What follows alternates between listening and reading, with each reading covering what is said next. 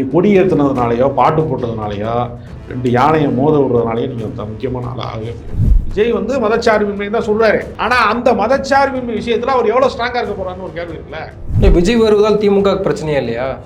என்ன பிரச்சனை இருக்கு? சினிமாவில் சீன் போடலாம், நிஜ வாழ்க்கையில் சீன் போட்டால் ஏற்றுக்கிறீங்களா? மக்கள் இயக்கம் சார்ந்த நிர்வாகிகள்லாம் முன்னாடி இருந்தே பண்ணிட்டு இருக்கிறதா சொல்றாங்க.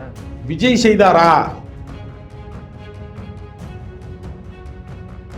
இல்லை, இன்று பனையூரில் ஏறிய கொடி நாளை இந்திய நாட்டினுடைய கொடியாக மாறும்னு எல்லாம் பேசுறாங்கல்ல. அப்படி தாங்க சொன்னாங்க. பாஜக காரன் தான் அண்ணாமலை முதலமைச்சர் ஆயிடுவாரு, மத்திய மந்திரி ஆயிடுவான்னு கூட தான் சொன்னாங்க. பூரா தெருவில் சொல்றாங்க. திருப்பி அரசியலில் நீங்கள் யார் பக்கம்?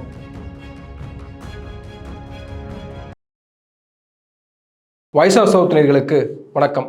இந்த நேர்காணலில் நாம் சிந்திக்கிறப்பவர் அரசியல் விமர்சகர் திரு ராஜகம்பீரன் அவர்கள். வணக்கம். நடிகர் விஜயினுடைய தமிழக வெற்றி கழகத்தினுடைய தலைவர், அவர் அந்த கட்சியினுடைய கொடியை இன்று ஏற்றியிருக்கிறார், அறிமுகப்படுத்தியிருக்காரு.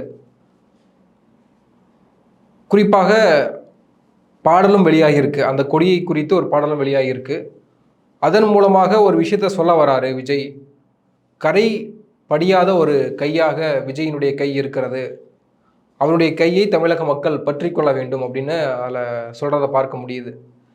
இன்னொரு புறம் அவர் பேசுகிற அரசியல் என்பது ஏற்கனவே இங்கே திராவிட இயக்கங்கள் பேசிய அரசியலை மேற்கோளிட்டு அவர் பேசுகிறார். அது மொழிப்போர் விஷயமா இருக்கட்டும், தேசிய விஷயமா இருக்கட்டும், அல்லது இங்கே பட்டியலின மக்கள் குறித்து, மதசார்பற்ற தன்மை குறித்து எல்லாத்தையுமே அவர் பேசுகிறார், கலந்து பேசுகிறாரு.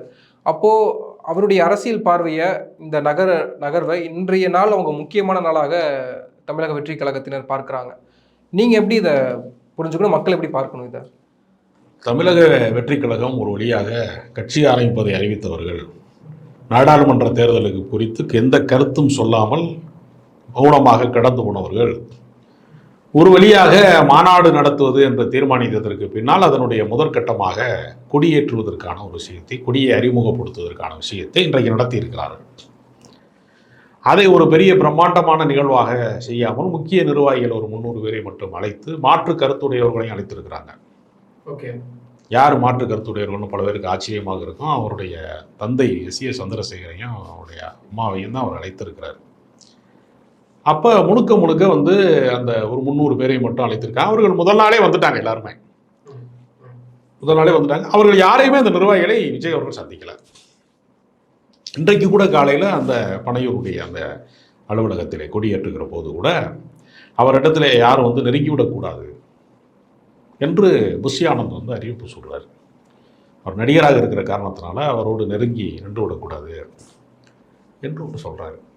இது எப்படி சொல்வது? நவீன தீண்டாமை என்று சொல்வதா, எப்படி சொல்வது தெரியல. அவர் நடிகர், அப்புறம் அரசியலுக்குள்ளே வராரு. அந்த கவர்ச்சி இன்னுமே அது வந்து இருக்கும் இல்லையா, தாக்கம் இருக்கும் இல்லையா? உங்களை விரும்புகிறவர்கள், உங்களை நம்புகிறவர்கள் உங்கள் ரசிகர்கள் மட்டுமல்ல, கட்சிக்கு நீங்கள் நிர்வாகிகள் என்று நம்பப்படுகிற 300 பேரையே உங்கள் அருகிலே வைத்துக் கொள்வதிலே உங்களுக்கு அச்சம் இருக்கிறது என்று சொன்னால் நீங்கள் சாமானிய மக்களை எப்படி சந்திப்பீங்கிற ஒரு மிகப்பெரிய கேள்வி அதற்குள்ளே இருக்கிறது. ஏனென்று சொன்னால், சினிமா நடிகனை வந்து நீ தள்ளி நின்று பாரு என்று சொல்லுகிறவர்கள் அவ்வளவு பெரிய ஒளிவட்டத்துக்குள்ளே தான் அவர் இன்னும் இருக்கிறாரா என்கிற கேள்வி இருக்கிறது. தமிழகம் தலை நிமிர போகுது, மக்கள் ஏற்றுக்கொள்ள போறாங்க.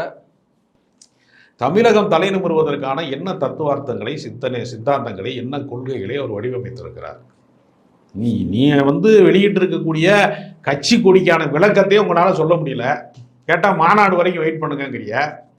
அப்போ கட்சி கொடியை டிசைன் பண்ணுறப்பைய எதனால இந்த யானையை காட்டுறீங்க? எதுக்காக வாகை பூவை நடுவில் தூக்கி வைக்கிறீங்க? எதுக்கு சிகப்பு வண்ணம் இருக்கு, எதுக்கு மஞ்சள் கலரை அடிச்சு வச்சிருக்கீங்கிறதுக்கு இதெல்லாம் விவரம் கேட்காமலா நீங்கள் அதெல்லாம் ஓகே பண்ணிருப்பீங்க? மஞ்சள் நிறம் ஒரு மங்களமான நிறம், அப்படி எடுத்துக்க வேண்டியதான். அப்போ மங்களமானதுன்னா அந்த பழனி கோயிலுக்கு போறவனுக்கெல்லாம் மஞ்சள் பை கொடுக்குறாங்க, அந்த மாதிரி அதுக்கு பதிலாக இந்த கட்சி கொடியை பயன்படுத்துறதா? எதற்காக என்று முதல்ல நீங்கள் விளக்கம் சொல்லணும். உங்களுடைய பயணம், நீங்கள் சாதாரணமாக ஒரு டவுன் பஸ்ஸில் ஏறி ஒரு இடத்துக்கு போனால் கூட எந்த ஸ்டாப்பில் இறங்க போறியோ, எந்த ஸ்டாப்பில் ஏற போறீங்க முடிவு எடுக்கணும். நீங்கள் கண்டக்டர் கேட்பார், உங்களை ஏறினோடனே கேட்பார், எங்கேயோ வரேன்னு கேட்பார்.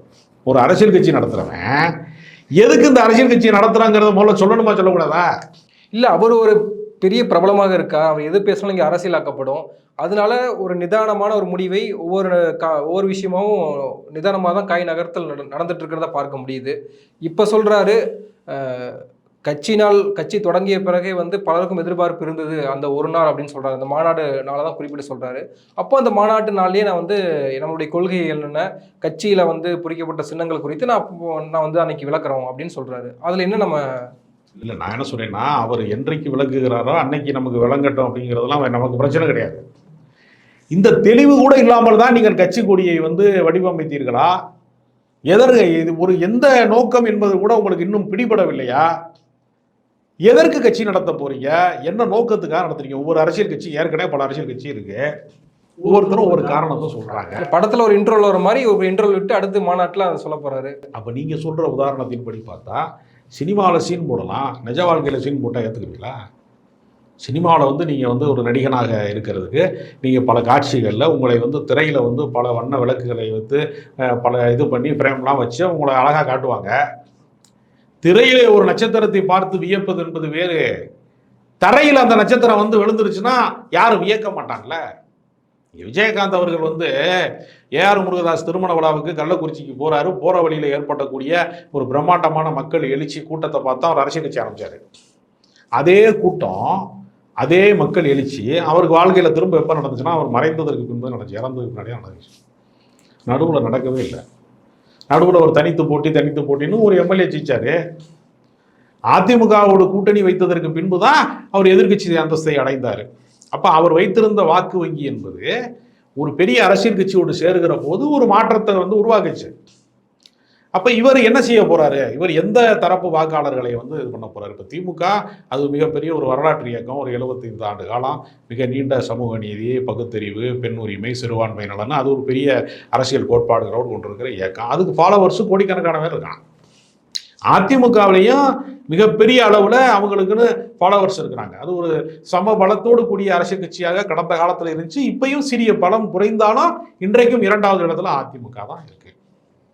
அப்போ இந்த 3வது இடத்துக்கு வர்றதுக்கு தான் மதிமுக முயற்சி செய்தது. கடந்த காலத்தில் 3வது இடத்திற்கு தான் பாமக முயற்சி செய்தது. 3வது இடத்துக்கு தான் விஜயகாந்த் முயற்சி செஞ்சாரு. 3வது இடத்துக்கு தான் நாம் தமிழர் கட்சி முயற்சி செஞ்சு, அந்த 3வது இடத்துக்கு தான் பாஜக முயற்சி. இவங்கெல்லாம் ஏதாவது சாதித்தார்களான்னு கேட்டால் தோற்று போன பின்னாடி பர்சன்டேஜ் சொல்லுவாங்க. நாங்கள் 4% வாங்கினாங்க போன தேர்தலில், இப்போ பாருங்கள் 8% வாங்கிட்டோம், முன்னாடி நாங்கள் 2.5% வாங்கினோம், இதெல்லாம் சொல்லிட்டு இருந்தாங்க. விஜய் வருவதால் திமுக பிரச்சனையா இல்லையா? என்ன பிரச்சனை இருக்கு? அவருடைய டார்கெட் என்ன? 2K கிட்ஸை தான் அவர் கவர முடியும்.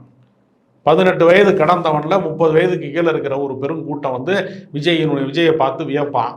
அந்த புதிய தலைமுறை வாக்காளர்களுடைய ஒரு வாக்கு வங்கியை விஜயனால கைப்பற்ற முடியும். விஜய் வேற யார் நம்புவா? விவசாய கூலி வேலை பார்க்குறவன் வந்து எம்ஜிஆர் நம்பினது மாதிரி சாமானியர்கள் வந்து விஜய் நம்பிடுவாங்களா? தொழிலாளர்கள் நம்பிடுவானா? ஒரு ஆட்டோ. ஆனால் அவர்கள் எம்ஜிஆரையும் விஜயகாந்தையும் தானே தமிழக வெற்றி கழகத்தினுடைய கட்சி நிர்வாகிகள் பார்க்கிறாங்க. விஜய் அடுத்த வாரிசை தானே பார்க்கிறாங்க. எம்ஜிஆர், விஜயகாந்த், அடுத்து விஜய். எங்க எம்ஜிஆருக்கும் விஜயகாந்துக்கும் இருக்கிற மாபெரும் சிறப்பு என்னன்னா, எம்ஜிஆர் தன் வாழ்நாளில் வந்து சம்பாதித்த எல்லா சொத்துக்களையும் கட்சிக்கு செலவு பண்ணிக்கிட்டே இருந்தார். மிகப்பெரிய அளவில் ஒரு 8வது வள்ளல் எம்ஜிஆர் என்று சொல்லக்கூடிய அளவிற்கு தன்னை நம்பியவர்களுக்கெல்லாம் வாரி வாரி கொடுத்துக்கிட்டே இருந்தார். விஜயகாந்த் தன்னுடைய வாழ்நாளில் சினிமா கலைஞர்களை மட்டுமே 425 தொழில்நுட்ப கலைஞர்களை, புதிய இயக்குநர்களை, ஒளிப்பதிவாளர்களை, நடிகர்களை, மன்சூர் அலிகா மாதிரி நடிகர்களை பல பேரை அவர் அறிமுகப்படுத்தி பல பேருக்கு வாழ்வளித்திருக்கிறாரு விஜயகாந்த்.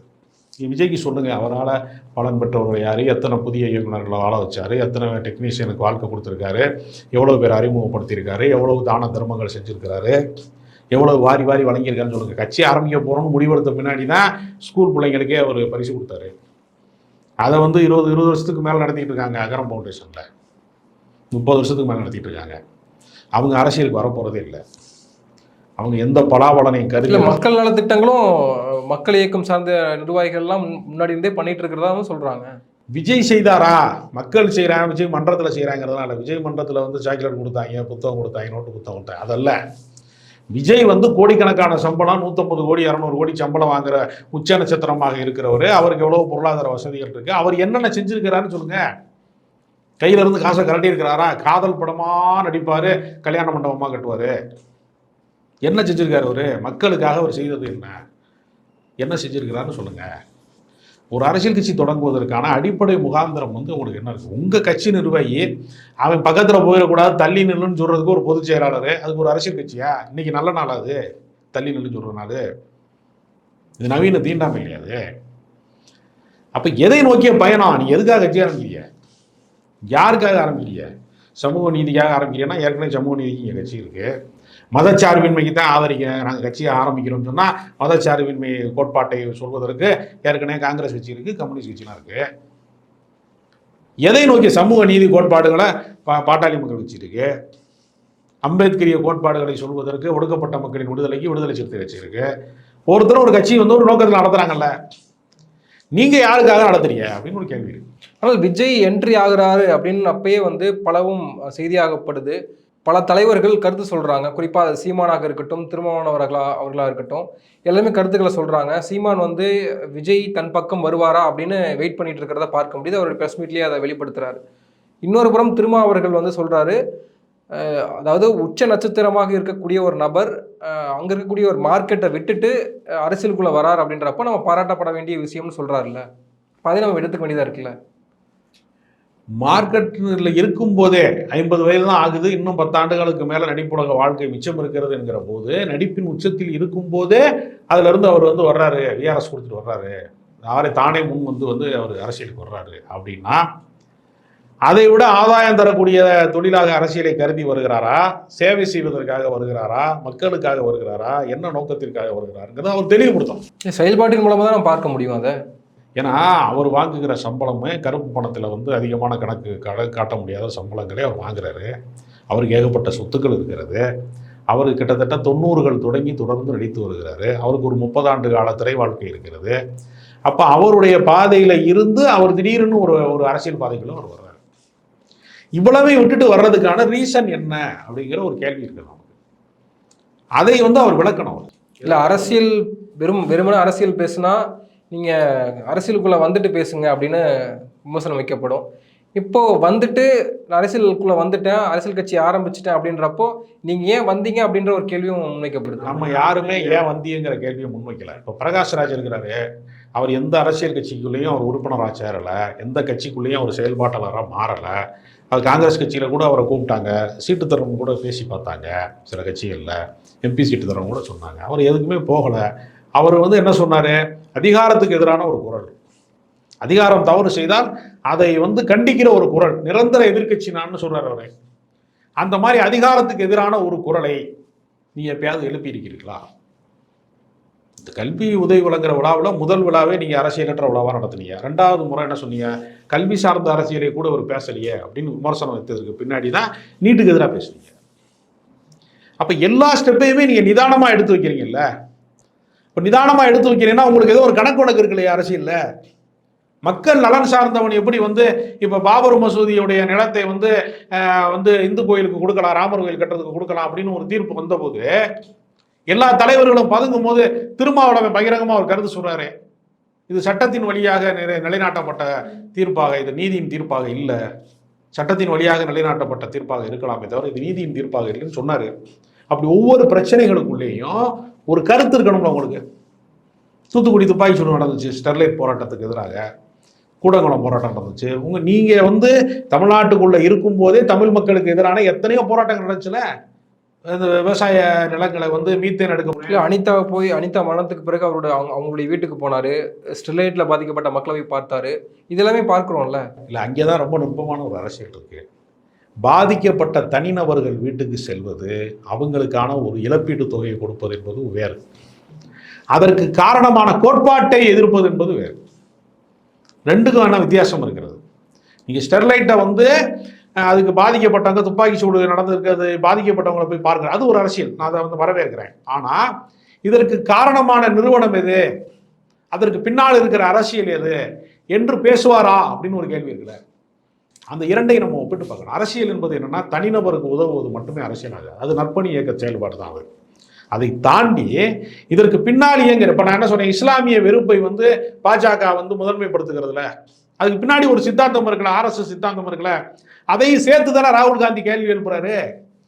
வெறுமனே பாஜக எதிர்ப்புனா பாஜகவுக்கு பதிலாக எனக்கு ஓட்டு போடுங்க, நான் காங்கிரஸ்ல நான் பிரதமர் ஆகிறேங்கிறது அல்ல. அது அந்த சித்தாந்தத்தின் மீது கை வைக்கிறாரா இல்லையா? அதானி அம்பானி குறித்து ஒரு கேள்வி கேட்கிறாரா இல்லையா? அதுதான் அரசியலினுடைய அந்த வேரை அசைப்பது. இல்ல அரசியல்ல ஒரு பொறுமையாக ஒரு விஷயத்தை கையாளவே முடியாதா? அவ்வளவு கணக்கு வழக்காக பொறுமையாக நிதானமாக ஒரு அரசியலை திட்டமிட்டுகிறார்கள் என்றால் அவர்களுக்கு வேற ஏதாவது கணக்கு வழக்கு இருக்க வாய்ப்பு இருக்கா இல்லையா? நான் கேட்பது என்னன்னா, இப்ப அண்ணா ஆரிய மாயேன்னு புத்தகம் எழுதினாரு. அவரை தூக்கி கொண்டு 6 மாசம் ஜெயிலில் வச்சாங்க. இது இந்த புத்தகம் எழுதுனா என்ன விளைவு ஏற்படும்? சிறை தண்டனை வந்துருமா? நம்மளை கோச்சிக்கிருவாங்களா? உயர் வகுப்பு சமூகம் நம்மளை ஏற்றுக்கொள்ளாதா அப்படின்னு அவர் கணக்கு போட்டாரா? இல்ல சாதி கூடாதுன்னு சொன்னா பல பேருக்கு நம்ம ஜாதிகாரனை எதிர்த்து பேசுறாரு அப்படின்னு வருத்தம் வருதுல்ல.